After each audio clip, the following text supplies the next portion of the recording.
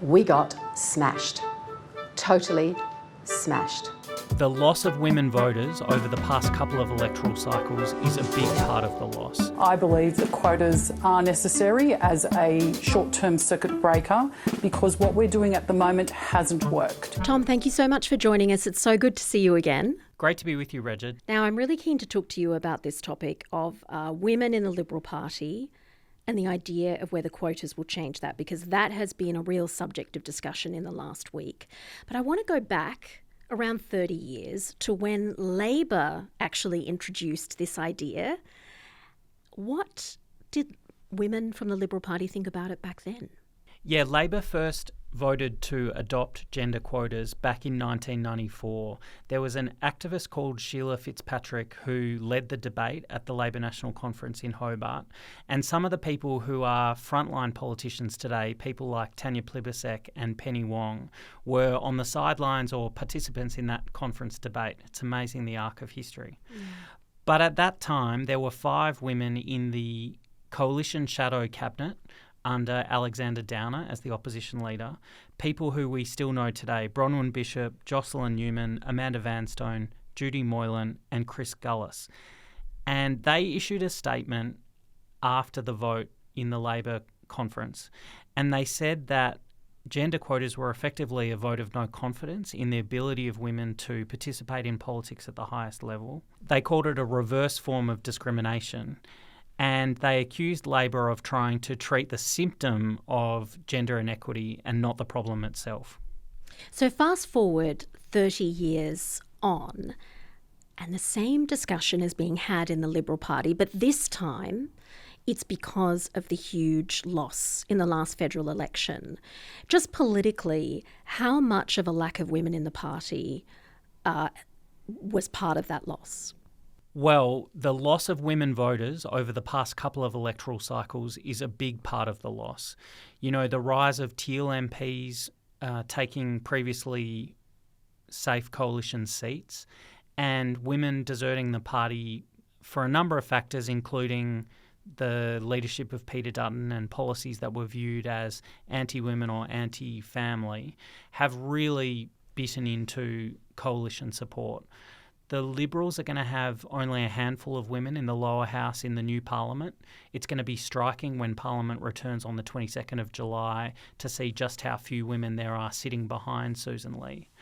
But that loss, the scale of the defeat, and the fact that she's the first female leader of the Liberal Party, the first female opposition leader in Australia, is giving way to a new debate about quotas. And I think it could be possibly the shift that some moderates in the Liberal Party have been looking for and women in the Liberal Party have been looking for a while. It could be that things are so bad now and they're so far from winning back government that an extraordinary change to the rules could be possible. It's interesting some of the reasons that were given 30 years ago by women about how there was a problem with this kind of quota policy, you know, that it was demeaning to women, because now we're hearing some of those same messaging still.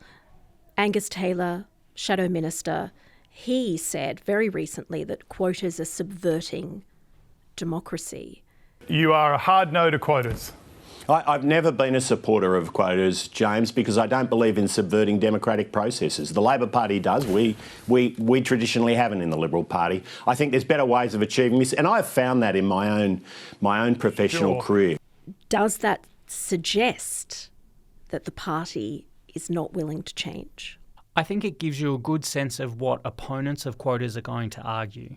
They are of the view, and have argued for a long time, that merit is the thing that should determine who wins pre-selection and who gets into Parliament.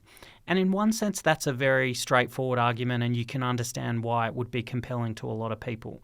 No one wants their local MP to be there on any other reason other than merit. But some of the women in the party, women externally, men who support the advancement of women in politics as well, argue that the system is so stacked against proper female representation that the control of blokes in political parties, there are long-standing power structures, so disadvantage women that an extraordinary solution like this is needed. The Labor experience shows that it can work. They went from about 15% female representation back in the 1990s to, in the last parliament, going past 50% for the first time. I think they're around 53% female now. And people in the Labor Party and people more broadly who support quotas and advancement of women would argue that the merit question has been answered fully, that the benefits of having gender quotas means a more representative, a higher quality caucus, and therefore people of merit are coming through into the system and serving at the highest levels.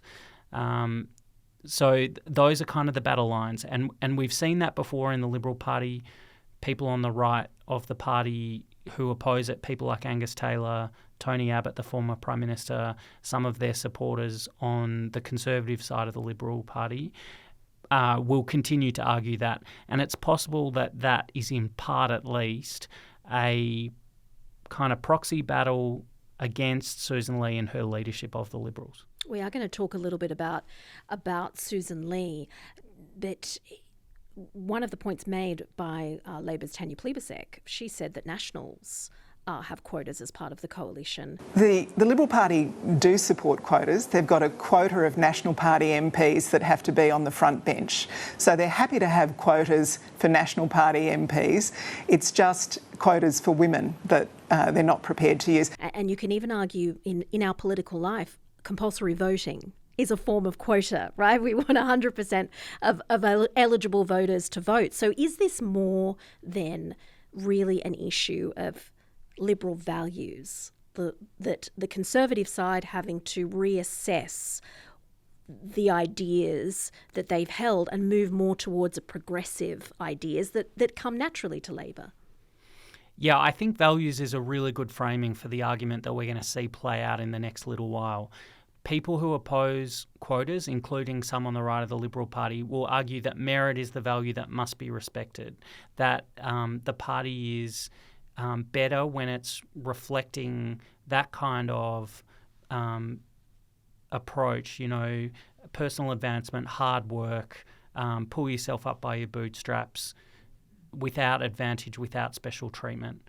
Equally, on the other side, moderates in the party will point to people like Robert Menzies, who founded the Liberal Party, and argue that he wanted women to have a proper representation in politics. He wanted the system to be free of discrimination and to reflect the Australian community. So I think both sides are going to try and argue values is the reason for their preferred outcome here. And it's not like the Liberal Party hasn't revolutionised itself before and reassessed its values in order to become electable. Yeah, I think like any group of individuals, political parties have cultural moments. Culture isn't set, locked in stone. History and tradition guide it, but equally shifting expectations, shifting views guide it as well. I think we've seen a step change here. You look at Sussan Ley's shadow cabinet, women are fully represented there. Consider the difference between that and the cabinet that Tony Abbott put up after the 2013 election. Despite the merit argument that he and people who share his view put forward, there was only one woman in the cabinet then. I think that shows that the merit argument can be problematic. He, I think, argued at the time that there were plenty of women of promise who were coming up through the system. But it seems in the span of less than 15 years, the party's really shifted there. I think that's in part because voters didn't like how the Abbott government operated, and politically it wasn't the greatest of successes for the coalition. That being said, Sussan Ley's a long way from winning government herself, so the shadow cabinet's got a lot of work to do, and these cultural issues that we're talking about, the kinds of people that stand for election and win election is just one part of that long road back to government, I think, for the Liberals and the Nationals. All right, let's look at Sussan Ley. Now, you mentioned there's a bit of a battle going on between Conservatives and moderates. Are we seeing Sussan Ley treated in a way that we didn't see when Peter Dutton was the leader? I think it might be too soon to tell. I presume there will be tensions within the coalition during this coming term. You know, politically their stocks are really low. People won't be thrilled about that, and I think there'll be tension about which policy direction Sussan Ley should take and where the party should go before the next election. It's possible that we're seeing early signs of a destabilisation effort. You know, people more aligned with Angus Taylor, who she ran against for the leadership, speaking up more freely because they want to represent their side of the debate and potentially weaken Sussan Ley. So what is going on there? What's the reason for that? Because some people will say, oh, well, it just goes to show, you know, she's a female leader, so they're undermining her, whereas they wouldn't undermine a male leader. Is that a fair assessment, or is there something else happening? I think it's possible that a male leader of the opposition would be undermined as well, and we've seen that plenty of times in the Liberal Party and the Labor Party as well, that the different parts of the party want their candidate in the best job, and they'll agitate for that as much as possible. Whether or not Sussan Ley makes it through the first term of through this full term of opposition is going to be fascinating. I think it's more difficult for the blokes to be seen to be undermining the first female leader of the party. But that being said, if they don't make up ground in the published opinion polls, if they look like they're going to be weak going into the next election, I think her position will come under real pressure. It's possible that she'll do well in that situation, and make it through the full term the way Peter Dutton did. But equally, memories of the leaderships of Malcolm Turnbull and Brendan Nelson in previous oppositions stick in my mind. They struggled to bring the party together. They struggled to offer a serious alternative to voters, and the party moved against them pretty quickly because of internal tensions. I mean, who in the Liberal Party does support quotas? Because we know who doesn't support it. Yeah, we're seeing a growing number of sitting MPs come out and say that they would like a quota approach. The New South Wales Liberal Senator Maria Kovacic is one voice in that camp. I believe that quotas are necessary as a short-term circuit breaker because what we're doing at the moment hasn't worked. It's clear we don't have enough women. Malcolm Turnbull, the former Prime Minister as well. Interestingly, Simon Birmingham, the former Minister in the last coalition government, a respected figure, a moderate from South Australia, after the election back in May, he came out very quickly and said that big thinking reforms were needed. And he said that quotas to get more women into politics were a necessary step. He said they should be hard, fast and ambitious. And I think that's an interesting framing. If that advice is taken up, we could see the coalition, the Liberal Party in particular, going more quickly than Labor did in order to achieve the same result in a shorter time frame. I think Simon Birmingham is respected by the moderates, but as always, it'll come down to which side of the debate has the numbers. You're watching the Liberal Party as it tries to remake itself. Is there a sense that, in your expert view, that this transformation is going to take several years and several leaders, or can Sussan Ley do it?